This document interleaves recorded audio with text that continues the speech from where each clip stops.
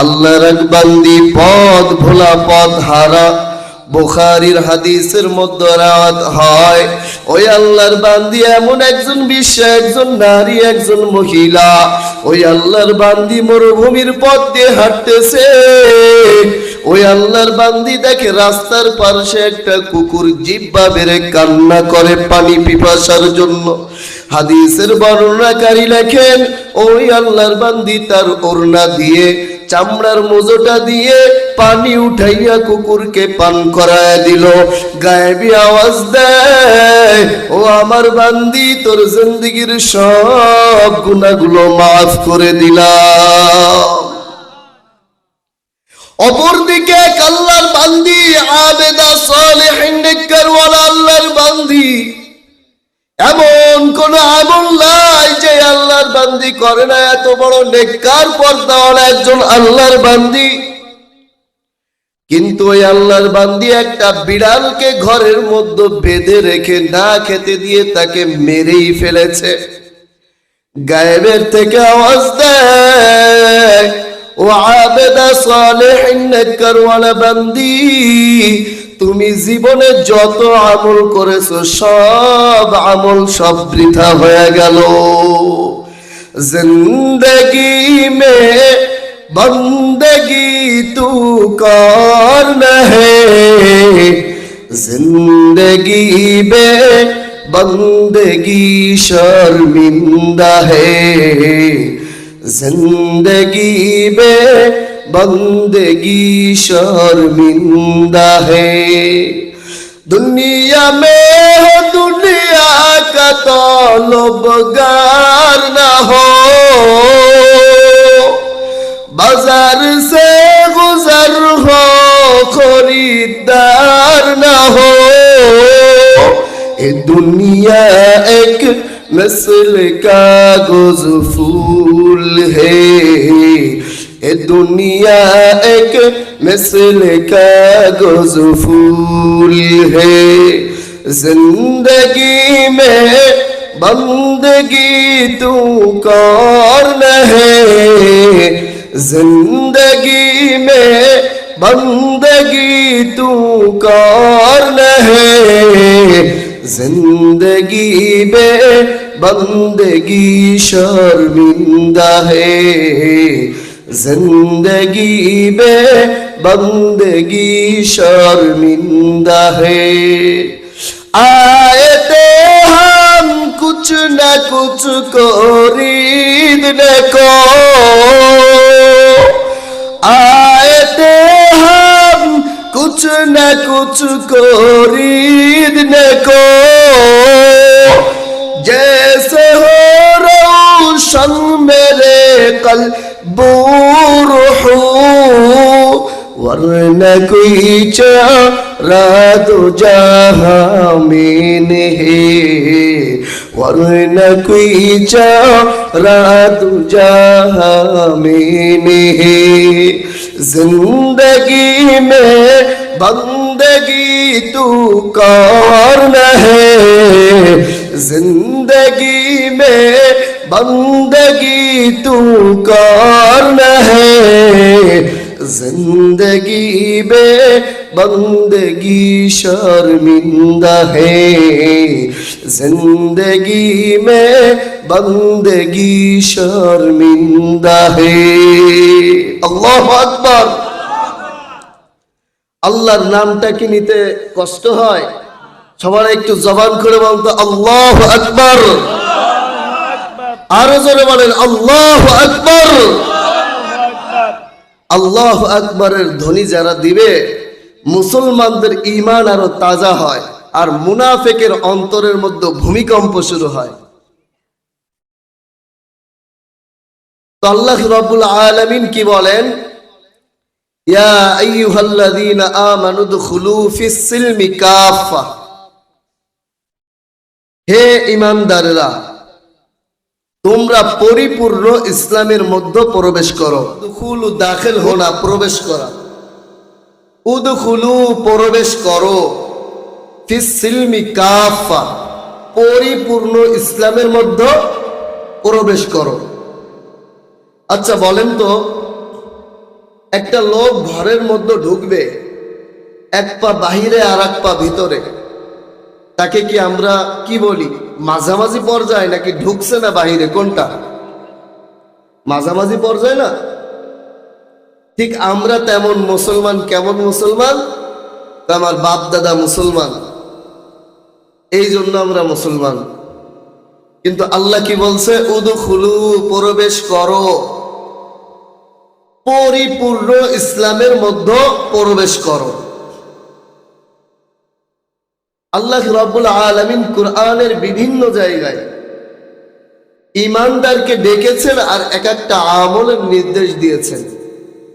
যেমন আল্লাহ রাব্বুল আলামিন কুরআনের আরেক জায়গায় বলেন, ইয়া আইয়ুহাল্লাযীনা আমানুত্তাকুল্লাহ, হে ঈমানদাররা, আমি আল্লাহকে ভয় করো, হাক্কা তুকাতিহ, যেইভাবে ভয় বলে সেইভাবে তোমরা পরিপূর্ণভাবে ভয় করো।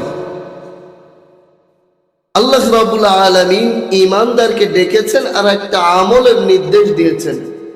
আর এক জায়গায় বলেন, ইয়া আইয়ুহাল্লাযীনা আমানু লা তামুতুন্না ইল্লা ওয়া আনতুম মুসলিমুন, হে ঈমানদাররা, তোমরা পরিপূর্ণ মুসলমান না হয়ে কবরে এসো না।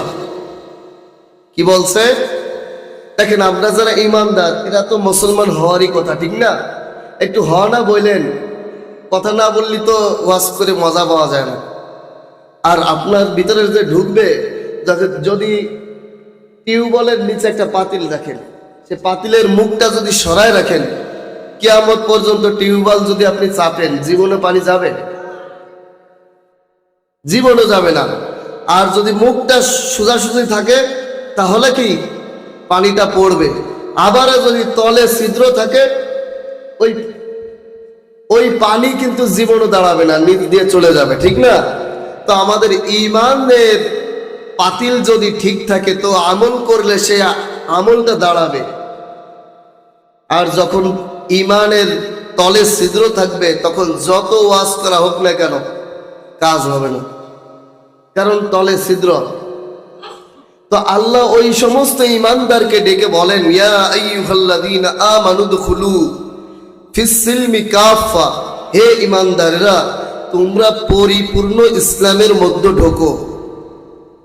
ওয়ালা তাত্তাবিউ খুতুওয়াতিশ শাইতান ইন্নাহু লাকুম আদুউম মুবিন, শয়তান তোমাদেরকে ধোঁকা দিবে, শয়তান তোমাদেরকে অন্য রাস্তার দিকে নিয়ে যাবে। তবে যারা মুত্তাকি তাদের ধারে কাছেও যাইতে পারবে না। তো এখন মুসলমানের কি করা উচিত? আল্লাহ রাব্বুল আলামিন কুরআনে কারীমের মধ্যে বলেন, কুল ইন্না সলাতি ওয়া নুসুকি ওয়া মাহইয়ায়া ওয়া মামাতি লিল্লাহ ওয়া মাহইয়ায়া ওয়া মামাতি লিল্লাহ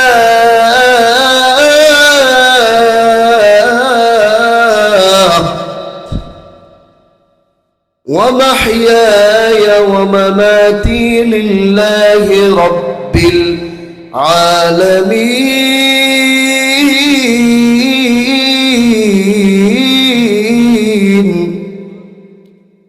হে নবী, আপনি জানায় দেন যারা মুসলমান, যারা মুত্তাকি, তাদের নামাজ হবে আল্লাহর জন্য। কার জন্য? একটু জবান খুলে বলেন, কার জন্য? এরা কুরবানি করবে আল্লাহর জন্য, বয়ান করবে আল্লাহর জন্য, বয়ান শুনবে আল্লাহর জন্য। এরা যত আমল করবে না কেন সব হবে একমাত্র কার জন্য? আওয়াজ দিয়ে বলেন, কার জন্য? এরে মুসলমান ইমানদার আল্লাহর গোলাম, এই কুরআন এমন একটা দামি একটা কুরআন, আল্লাহর রাসূলের পরে যখন নাজিল হয়েছে, আল্লাহর রাসূলের পরে যখন নাজিল হয়েছে, কয় কিভাবে নাজিল হয়েছে? হযরত আয়েশা সিদ্দিকা রাদিয়াল্লাহু তাআলা আনহা থেকে বর্ণিত হয়, মায়ার নবীর উপরে কুরআন যখন নাজিল হয়, ওহী যখন নাজিল হয়, সেটা স্বপ্নের মাধ্যমে ছিল। আবার মাঝে মাঝে ঘন্টার ধ্বনির আওয়াজে যখন এইভাবে কুরআন নাজিল হতো, বড় বড় ঘন্টার আওয়াজ হতো, আল্লাহর রাসূল তখন এইভাবে ভীত সংকীর্ণ হয়ে যাইতো। এর মুসলমান ইমানদার আল্লাহর গোলাম, এই কোরআন কত দামি, এই কোরআন কত দামি, এই কোরআনের ভার কতটা। আল্লাহর রাসূল বলেন, আমি যখন ওই হীরা গুহার উপরে যখন আমি একাচ্ছন্ন ভাবে থাকলাম, আমার কাছে যখন আল্লাহর কোরআনটা নাজিল হলো, জিবরাইল এসে বলল, ও নবী আপনি পড়েন ইকরা। আমি বললাম আমি জানি না।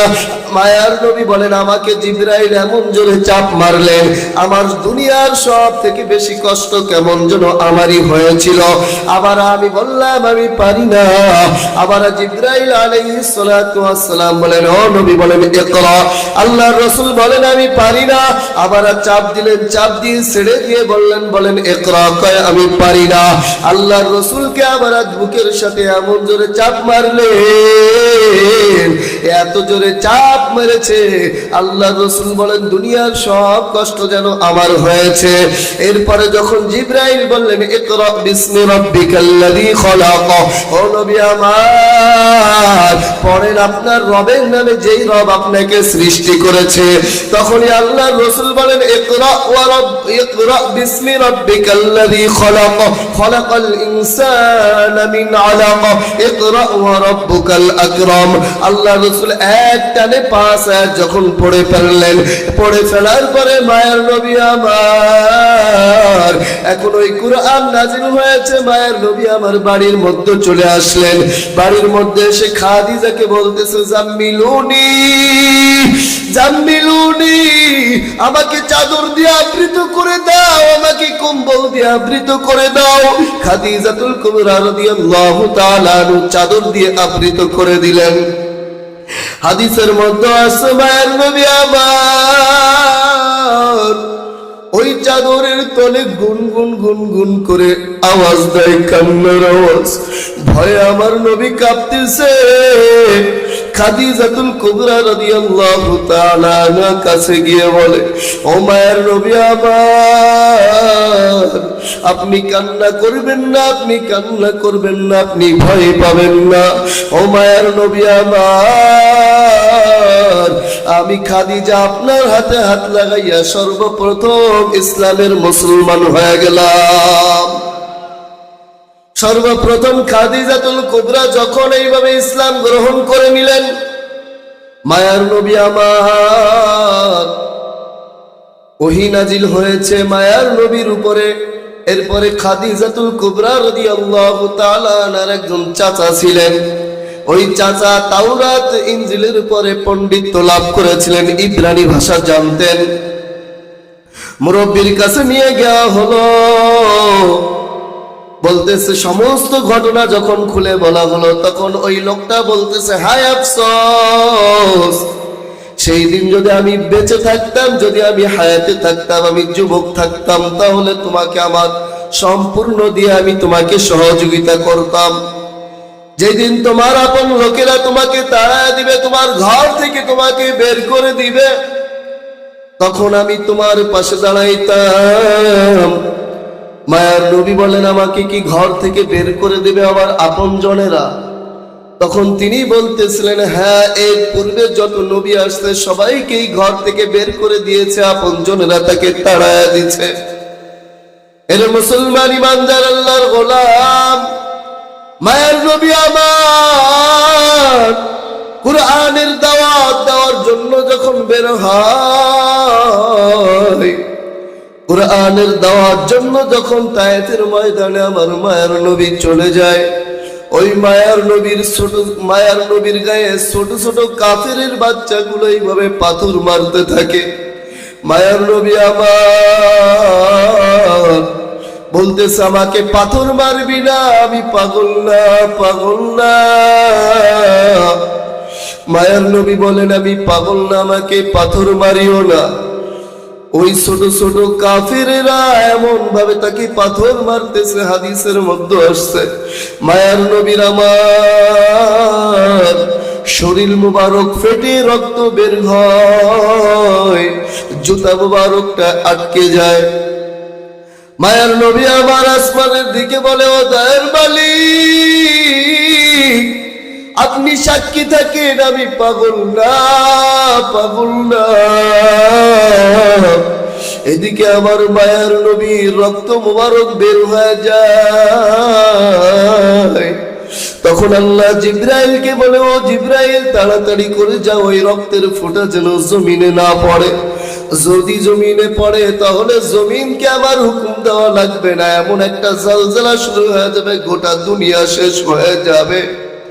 জিব্রাইল আলাইহিস সালাতু ওয়াস সালাম পেরেশানি হয়ে গেল। সে আছে 7 আসমান উপরে, কিন্তু এই জমিনে কিভাবে রক্তের ফোঁটাটা ঠেকাবে? হাদিসের ভিতরে বলা হয় জিব্রাইল আলাইহিস সালাতু ওয়াস সালামের 70,000 পাখা দিয়ে এমন জোরে ধাক্কা দিয়েছে, মুহূর্তের মধ্যে পায়ের তলে তার নূরের পাখা বিছানো হয়ে গেছে। তখন জিবরিল আলাইহিস সালাতু ওয়াস সালাম 70,000 ফেরেশতা নিয়ে আসছে, বলতেছে, নবী আমার, আপনি আমাকে বলে দেন, যদি বলে দেন তাহলে এই তায়েফবাসীদেরকে আমরা ধ্বংস করে দিব, মুহূর্তের মধ্যে পাহাড় চাপা দিয়ে ধ্বংস করে দেব। তখন মায়ের নবী আমার, কেমন নবী আমার? মায়ের নবী বলতেছে, ও জিবরাইল, এরা তো আমাকে চিনে না, আমার মা নাই, আমার বাবাও নাই। এরা যদি জানতো আমার মা নাই, আমার বাবা নাই, তাহলে এরা আমাকে পাথর মারতো না, পাথর মারতো না। ও জিবরাইল, আল্লাহকে তুমিও বলো যাতে এদেরকে আল্লাহ রাব্বুল আলামিন হেদায়েত দান করে দেয়। ওরে মায়ের নবী আমার, কেমন মায়ের নবী আমার! ও যুবক, ও মুসলমান ইমানদারে আল্লাহর গোলাম, আল্লাহর রসুলের প্রতি আরো কত মহব্বত ছিল সাহাবাদেরকে আল্লাহর রসুল কি বলেন? লা ইউমিনু আহাদুকুম হাত্তা আকুনা আহাব্বা ইলাইহি মিন ওয়ালিদিহি ওয়া ওয়ালাদিহি ওয়ান নাসি আজমাইন। এই ইসলামের জন্য কত কষ্ট করেছে সাহাবা আজমাইন। আমার মায়ার নবী বলেন, যারা তোমরা যতক্ষণ পর্যন্ত তোমার বিবি বাচ্চা থেকে, তোমার ধন দৌলত থেকে, তোমার আত্মীয় স্বজন আহাল পরিবার থেকে যতক্ষণ পর্যন্ত আমি নবীকে ভালোবাসবা না, ততদিন পর্যন্ত, ততক্ষণ পর্যন্ত তোমরা খাঁটি মুমিন হতে পারবা না। ও মুসলমান ইমানদার আল্লাহর গোলাম, আল্লাহর রাসূলের এক সাহাবী, কালো একজন সাহাবী, সাদ তার নাম, আল্লাহর রাসূলের কাছে এসে কান্না করে, ও মায়ার নবী আমার, আমি মনে হয় একটা সুন্নাতের জন্য আমি মনে হয় জান্নাতে যেতে পারবো না। মায়ার নবী বলে, ও সাদ, তুমি কেন কাঁদো? কি সুন্নাত তুমি আদায় করতে পারো না আর জান্নাতে যেতে পারবা না কেন? আমার মায়ার নবী তখন এই কথা বলার পরে সাদ চোখের পানি ছেড়ে দিয়ে বলে, ও মায়ার নবী আমার বয়স বেড়ে গেছে, আমার গায়ের রঙও তেমন ভালো না, আমি একজন কালো একজন সাহাবী, আমার তেমন ঘর নাই, আমার বাড়িও নাই, আমার সাথে মক্কা মদিনার কেউ আমার সাথে মেয়ে বিবাহ দিতে চায় না, আমি বিবাহ করতে চাই, এই সুন্নাত যতক্ষণ পর্যন্ত পালন না করি আমার দিলের মধ্যে থেকে কেমন যেন বাধা দেয়। এই সুন্নাতটা যদি না পালন করতে পারি জান্নাতে যেতে পারবো কি পারবো না? আমার মায়ের নবী তখন বলে, সাদ, কান্না করিও না, তোমাকে সুন্দরী একজন মেয়ের সাথে আমি বিবাহর ব্যবস্থা করে দিব। উপস্থিত সাহাবীরা সবাই অবাক হয়ে গেল, তো সাদ তো একজন কালো একজন সাহাবী, কালো একজন নগণ্য একজন মানুষ, আবার গরিব, টাকাও নাই। সাদ রাদিয়াল্লাহু তাআলা আনহুকে আবার আল্লাহর রাসূলই বলতেছে, তোমাকে সুন্দর মহিলা এনে দিব। না না, আল্লাহর রাসূলের উপরে আর কোনো কথা বলা যাবে না। মায়ের নবী আবার বলে, ও সাহাবীরা আমার, খোঁজ লাগাও মদিনার মধ্যে সব থেকে সুন্দরী রমণী কে আছে, সব থেকে ধনী ব্যক্তি কে আছে? সমস্ত সাহাবারা বলল, ইবনে ওয়াহা বলে, এই মদিনা শহরের অনেক বড় একজন ধনী ব্যক্তি, তারই একজন কন্যা আছে সব থেকে সুন্দরী রমণী। আল্লাহর রাসূল বলে যাও সাদ যাও, আমার পক্ষ থেকে তুমি ইবনুল ওয়াহাবকে তুমি বিবাহের প্রস্তাব দাও। অন্য সাহাবী যাবে তা না, কিন্তু সাহাবী সাদ রাদিয়াল্লাহু তাআলা আনহু চলে গেছে। ইবনুল ওয়াহাবের কাছে গিয়ে বলতেছে আমার বিবাহের জন্য আমার রাসূল আমাকে পাঠিয়েছেন। বলতেছে তোমার বিবাহের জন্য তো পাঠিয়েছেন, তাহলে মেয়েকে কয় আপনার কন্যার সাথে আমার বিবাহ দিতে বলেছে।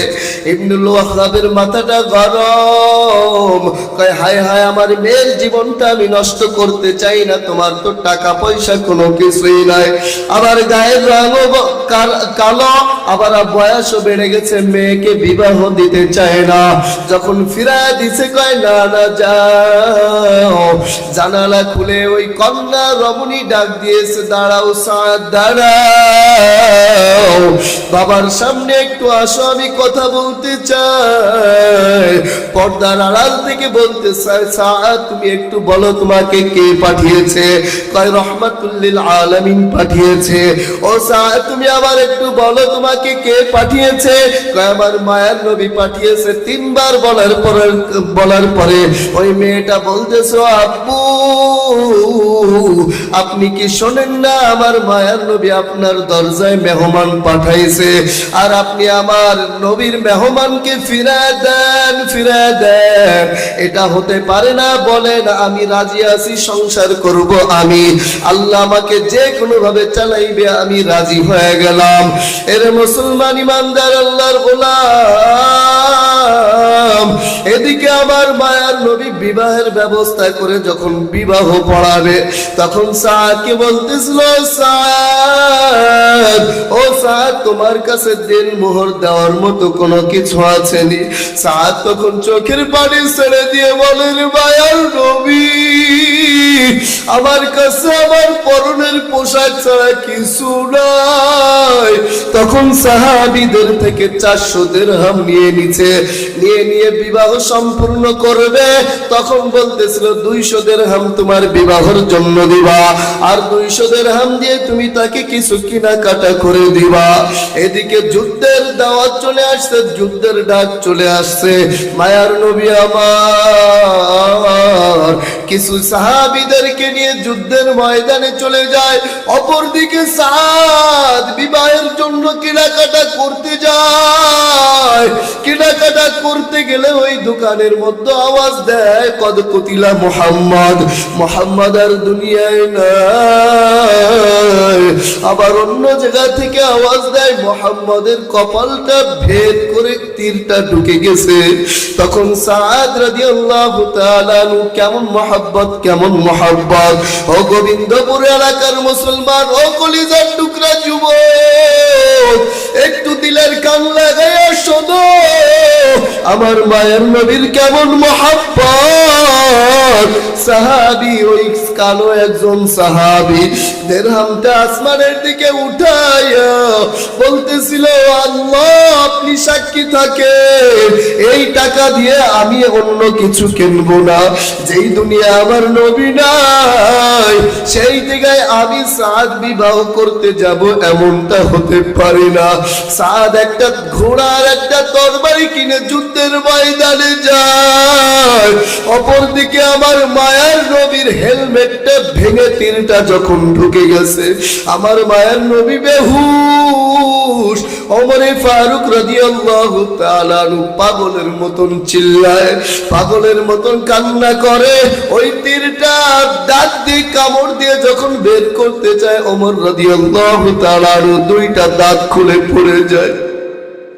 অন্য সাহাবীরা বলতেছিল ভাই পাগলামি করিও না, পাগলামি করিও না, আমার মায়ের নবীকে আমরা চিকিৎসা করে সুস্থ করব। ওই ওমর বলতেছিল না না আমার মায়ের নবীর বড় কষ্ট হয়, এই তীরটা ঢুকে গেছে। আরে পিছনে কে কথা বলে? আমার মায়ের নবীর বড় কষ্ট হয়, আমি সহ্য করতে পারি না। আমার গালে দাঁত থাকবে আর মায়ের নবীর কপালে তীর থাকবে, আমি সহ্য করতে পারি না।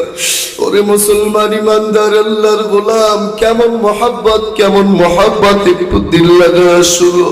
আমার মায়ের নবীর কপাল মোবারক থেকে তীরটা যখন বের করা হলো, জায়েজ না জায়েজের ফতোয়া পড়ে নাও, হাদিসের মধ্যে কি আছে আর কেমন মহব্বত, ভালো করে শুনো। আর একজন সাহাবী দৌড়ায় গিয়ে মায়ার নবীর কপাল মোবারকে ঠোঁটটা লাগায় দিছে, কয় রক্ত আমি জমিনে পড়তে দিব না, জমিনে পড়তে দিব না।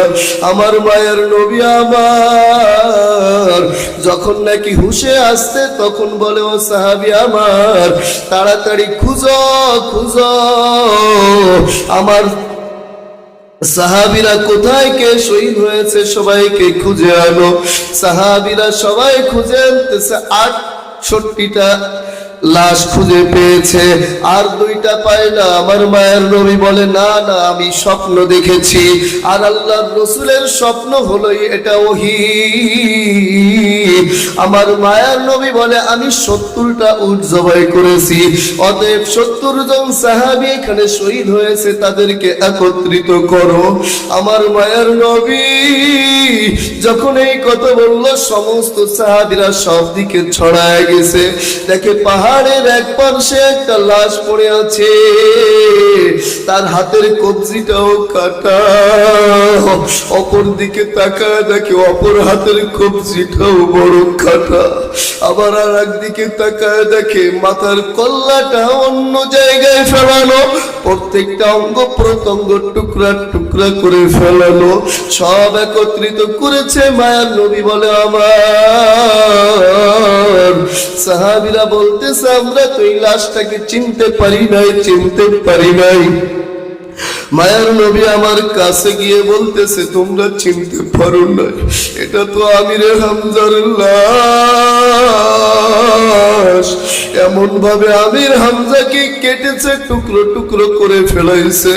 অপরদিকে কালো একটা কাপড় পরিহিত কে যেন যুদ্ধ করতেছে, বর্ণনাকারী বর্ণনা করেন, তার তরবারির মাথায় কেমন যেন আগুন লেগে গেছে, এমন ভাবে কচু কাটা করতেছে। ওই দূর থেকে একজন কাফের মুশরিক তীর মেরেছে, তখন সাদের কলিজা বরাবর ঢুকে গেছে।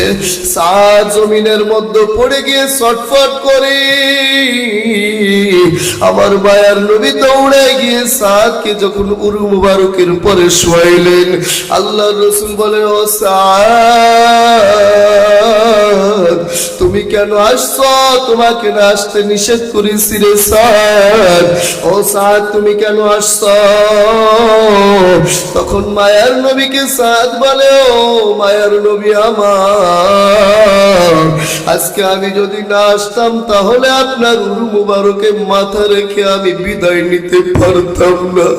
ও যুবক আল্লাহর গোলাম, এই মায়ার নবীর মহব্বত অন্তরে কি এখনো ঢোকে না রে ভাই? আর আজকে আমার এই বাংলার জমিনে দাঁড়াইয়া, এই 95 মুসলমানের রাষ্ট্রের মধ্যে দাঁড়াইয়া, ওই আউল নামের বাউল একটা বলদ, একটা শয়তান, এই শয়তান কাফের মুশরিক আমার আল্লাহকে গালি দেয়, আমার রসুলকে রসুল বলে মানতে চায় না। এরে মুসলমান, তোমার রক্ত কি ঠান্ডা হয়ে গেল? এই বাউলকে যতক্ষণ পর্যন্ত শাস্তি দেওয়া না হবে, আমরা মুসলমান ততক্ষণ পর্যন্ত ঘরে ফিরে যাব না। কথা ঠিক কিনা? নারায়ে তাকবীর। এরে মুসলমান ইমানদার আল্লাহর গোলাম, এই বাউল কয়, কুল আউযু বিরাব্বিন নাস, আল্লাহ বলে নাচো, মালিকিন নাস বলে নাচো, বলেন নাউযুবিল্লাহ। আরো বলেন নাউযুবিল্লাহ। আর এক শয়তান বাউলকে আমি দেখলাম, আজকেও বয়ান শুনতেছি, কয় তারা দাড়ি কাটে, তারা নাকি ফেরেশতার ভাষা কেটে ফেলায়। আর এই মুসলমানের জমিনে 20 লক্ষ নাস্তিক মাত্র তারা ময়দানে নামতে চায়, আর আমরা মুসলমান এখনো বিড়িটা নিয়ে আর ঘুমাই। কয় যারা হুজুর আছে তারা দেখবে। আবার এই ময়দান থেকে যদি হুজুররা কথা কয়, নামদারি এক মুনাফিক আছে, তাদের চুলকানি শুরু হয়ে যায়। কথা ঠিক কিনা? এরে মুসলমান ইমানদার আল্লাহর গোলাম, আল্লাহ রাসূল বলেন লা ইউমিনু আহাদুকুম হাত্তা আকুনা আহাব্বা ইলাইহি মিন ওয়ালিদিহি ওয়া ওয়ালাদিহি ওয়ান নাসি আজমাইন। যতক্ষণ পর্যন্ত আমার রাসূলকে তোমার বিবি বাচ্চা, তোমার মাল, তোমার ধন দৌলত থেকে যতক্ষণ পর্যন্ত ভালোবাসতে পারবা না, ততক্ষণ পর্যন্ত তুমি খাঁটি মুমিন হতে পারবা না। আল্লাহর রাসূলকে কেমন মোহাব্বত করেছেন হযরত বিলাল, কালো একজন সাহাবী। সবাই তো ঘটনা শুনেছেন, তারপরও দিলের কান লাগায় একটু শুনেন, ইমানের পাওয়ারটা একটু বাড়ায় জানো। কলিজার টুকরা যুবক ও আমার বাবার বয়সী, দাদার বয়সী, এখানে আমার উস্তাদ সমবয়সীও আছেন। এর মুসলমান, চক্ষুটা বন্ধ করে দিল লাগায় একটু আওয়াজটা একটু শুনবেন। হযরত বিলাল, আমার মায়ার নবীর ইন্তেকালের পরে, আমার মায়ার নবীর ইন্তেকাল যখন হয়ে যায়, হযরত বিলাল একটা গাট্টি গুট্টা বেঁধে মসজিদের মধ্যে চলে গেছে। ওই দিন নামাজ পড়ায় আবু বকর, আগেও নামাজ পড়াইছে, কিন্তু ওই দিনের ইমামতি করবে আবু বকর। নামাজটা যখন শেষ হয়ে গেল, ফজরের নামাজটা যখন আদায় করা শেষ হয়ে গেছে, এই শেষ হওয়ার পরে হযরত বিলাল একটা গাট্টি গুট্টা বেঁধে বলতেছে, ও ভাই, আমাকে বিদায় দাও, আমাকে বিদায় দাও, আমি আর মদিনায় থাকতে চাই না, আমি আর মদিনায় থাকতে চাই না। আবু বকর বলে, কেন রে বিলাল, কেন রে বিলাল, তুমি কেন মক্কায় মদিনায় থাকতে চাও না? কই, যেই মদিনায় আমার নবী নাই, সেই মদিনায় আমি বিলাল থাকতে পারি না। উসমান বলে, ও ভাই, তোমার কিছু প্রয়োজন হলে তুমি আমার রাসূলের কাছে চাইতা, আজকে আমার রাসূল নাই, এই জন্য তুমি মনে হয় চলে যাও। হযরত বিলাল বলে, না না, আমি মাল ধন দৌলতের জন্য আমি যাই না। হযরত ওমর বলে, আমি তোমার মাল ধন দৌলত যা কিছু লাগে কেন, আমি বাইতুল মাল থেকে তোমাকে দিয়ে দিব। কয়, না না, যখন আমার মায়ার নবী আসতেন তখন আমি আগে আগে হাঁটতাম, পথটা পরিষ্কার করে দিতাম, রাস্তাটা পরিষ্কার করে দিতাম, কিন্তু যেই শহরে আমার নবী নাই, সেই শহরে আমি বিলাল থাকবো, এটা হতে পারে না। কারো কথা শোনে না। হযরত বিলাল চলে গেছে সিরিয়ার দামেস্ক এলাকায়। মায়ার নবীর মোহাব্বত নিয়ে বিলাল কান্না করে আর ঘুরে, একটা পাথরের সাথে হেলান লাগাইয়া কান্না করতে করতে হযরত বিলাল ঘুমায়। আমার মায়ার নবী স্বপ্নের মধ্যে জানায় দেয়, ও বিলাল, আবু বকর আমার রওজার সামনে দাঁড়ায়, ওমর সমস্ত সাহাবীরা আমার রওজার সামনে দাঁড়ায়। ও ভাই বিলাল, তুমি কেন আসলা না? আমার রাসূল এই স্বপ্নটা যখন দেখায়, হযরত বিলাল লাফ দিয়ে ঘুম থেকে উঠিয়া দৌড়াইতে দৌড়াইতে মদিনায় চলে যায়। মদিনায় যখন চলে যায়, মদিনায় যখন চলে আসে, সমস্ত ছোট ছোট বাচ্চারা মাকে বলে, ও মা, আমার রাসূল মনে হয় মদিনায় আসছে। কারণ বিলালের সাথে আমার নবীর সাথে এমন একটা তাল্লুক ছিল, এমন একটা ভালোবাসা ছিল, কেমন যেন আমার রাসূল চলে আসছে। সমস্ত সাহাবীরা এক জায়গায় হয়ে গেল, আসরের আজানের সময় হয়ে গেছে। সমস্ত সাহাবীরা বলতেছে, বিলাল, ও ভাই, আমাদেরকে এতিম বানায় চলে গেছে মায়ার নবী আমার, আপনিও কোথায় চলে গেলেন? আপনি আসছেন, ভালো হয়েছে রে ভাই, আপনি একটু আজান দেন, তাহলে রাসূলের স্মৃতিটা মনে করতে পারবো। হযরত বিলাল বলে, না না, যেই শহরে নবী নাই আমি বিলাল সেই শহরে আজান দিতে পারবো না। হাসান হুসাইন কাছে এসে আস্তেলটা ধরে টান দিয়ে বলে, ও নানার সাহাবী, ও নানার মুয়াজ্জিন, আপনি একটু আজান দেন, তাহলে নানার স্মৃতিটা একটু মনে করতে পারবো। বিলাল বলে, ও আমার সাহাবীরা, একটু তাকায় দেখেন ভাইয়েরা, হাসান হুসাইন যখন অনুরোধ করে, এদের চেহারার মধ্যে কেমন যেন আমার মায়ের নবীর সাফ পাওয়া যায়, এদের আওয়াজের মধ্যে কেমন যেন আমার মায়ের নবীর আওয়াজ পাওয়া যায়। এরা যখন বলে আমি বিলাল আজান না দিয়ে থাকতে পারি না। হযরত বিলাল যখন আশহাদু আল্লাহু আকবারের ধ্বনিতে টান দিয়েছে, সমস্ত সাহাবীরা কাঁদে, হযরত বিলালও কান্না করে। হযরত বিলাল সামন দিকে আগায়, সমস্ত সাহাবীরাও কাঁদে, বিলালও কাঁদে। বিলাল রাদিয়াল্লাহু তাআলা আনহুকে যখন এইভাবে বলা হলো, ও ভাই বিলাল, বিলাল যখন আযানটা শেষ করে আশহাদু আন্না মুহাম্মাদুর রাসূলুল্লাহ বলে টান দিয়েছে, হযরত বিলাল জমিনের মধ্যে চিৎকার দিয়ে পড়ে যায়। হযরত বিলালকে উপস্থিত সাহাবী বলে, ও ভাই, কেন তুমি এইভাবে আযান শেষ না করে তুমি কেন আযান বন্ধ করে দিল?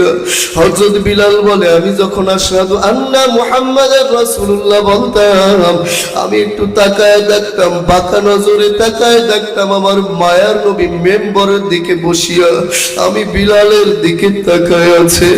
ও ভাই, একটু চিন্তা করেন, সময় খুব কম, ফিনিশিং দেবেন আমার উস্তাদেরা।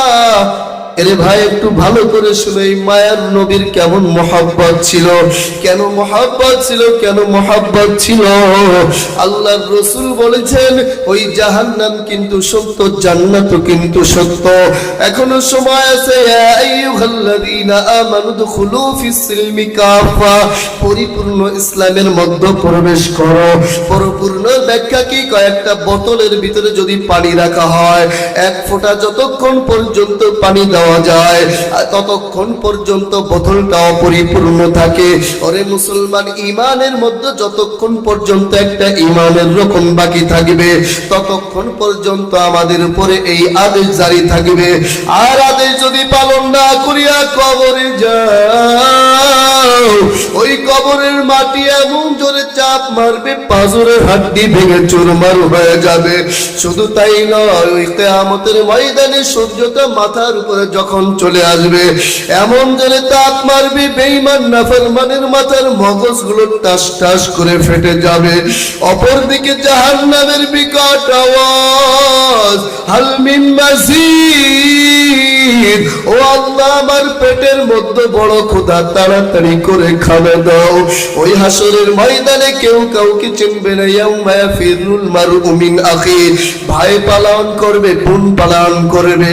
এরে মুসলমান, ওই নবী ছাড়া কেউ আমাকে তোমাকে সুপারিশ করতে আসবে না। আল্লাহর মহব্বত ছাড়া কিন্তু জান্নাতে যাওয়া সম্ভব হবে না। অতএব এখনো সময় আছে, তওবা করে নাও, আল্লাহর মহব্বত অন্তরে ঢুকাও, আল্লাহর রাসূলের মহব্বত অন্তরে ঢুকাও। এরে বান্দা, আল্লাহর গোলাম, ও গোবিন্দপুর এলাকার মুসলমানেরা, ও আমার বীরদ বাবাজি, ও পর্দার আম্মা জানো, মাগো, মনটারে একটু বোঝাও। সাদা কাপড় পরে কিন্তু একদিন বিদায় নিতে হবে। সন্তান কান্না করবে, আত্মীয় সবাই কান্না করবে, কিন্তু আমাকে আর তোমাকে রাখবে না। সবাই কিন্তু ওই কবর দিকে নিয়ে যাবে। অতএব এখনো সময় আছে, তওবা করো। জীবনে আর দাড়ি কাটবা না, জীবনে আর নামাজ ছাড়বা না। জীবনে যদি কেউ আল্লাহ এবং আল্লাহর রাসূলের বিরুদ্ধে কথা বলে, ওই বেঈমানের কল্লা না কাটা পর্যন্ত মুসলমান আমরা ঘরে ফিরে যাব না। এর মুসলমান, ওই মায়ার নবীর মহব্বতে তওবা করে এই ময়দান থেকে যাইও। আর এখন আল্লাহকে দুটো হাত উঁচু করে দেখা দাও। আয় আল্লাহ, যারা তওবা করতেছে রে মালিক, সকলের সিনার মধ্যে তুমি হিদায়াতের নূর দান করো। আল্লাহ, সকলের সিনার মধ্যে রাসূলের মহব্বত দিয়ে পরিপূর্ণ করে দাও, বলো আমিন। আখির দাওয়ানা আলহামদুলিল্লাহি রাব্বিল আলামিন।